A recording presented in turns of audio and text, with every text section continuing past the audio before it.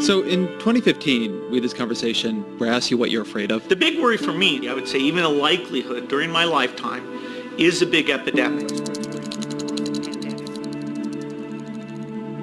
So let me ask you the reverse of it.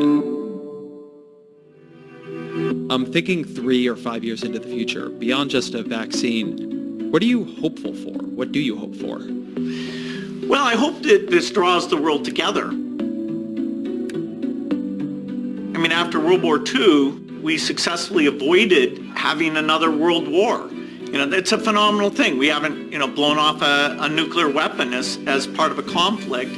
We did that by binding ourselves together through a variety of institutions, including WHO on health. Churchill, Roosevelt, and Stalin dedicated their nations to the foundations for permanent peace through a United Nations organization. Here, I felt like I was working in a war zone. They all have COVID. This is a tragic event. Whatever good comes out of this will in no way make up for the problems that it causes.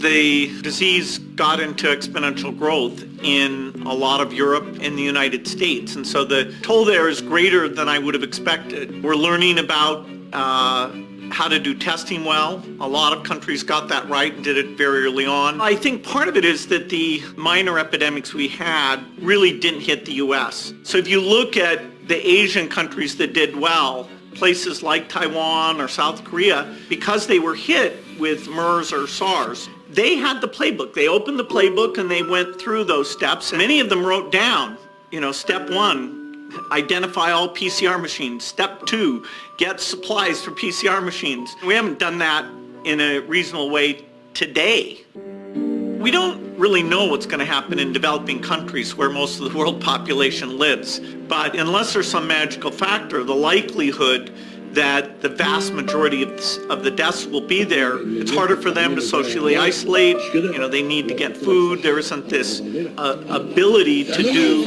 what we've done. People are suffering. There is no ego. Life is so hard.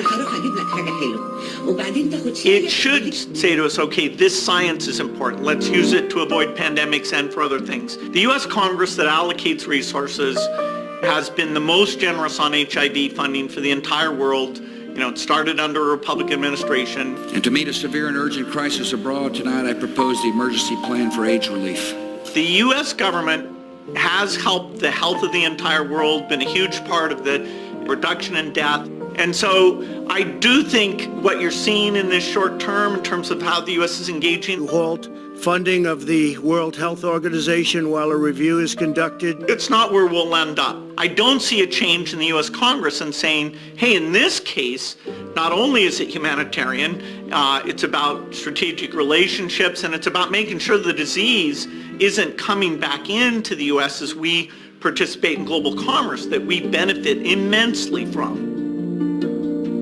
Everybody brings to the epidemic their hopes that maybe they had before, and I've always believed in global cooperation. That human ability to take a much worse situation and craft it into the institutions and the economic growth and innovation that we've had between World War II and now, I hope that this looks like that.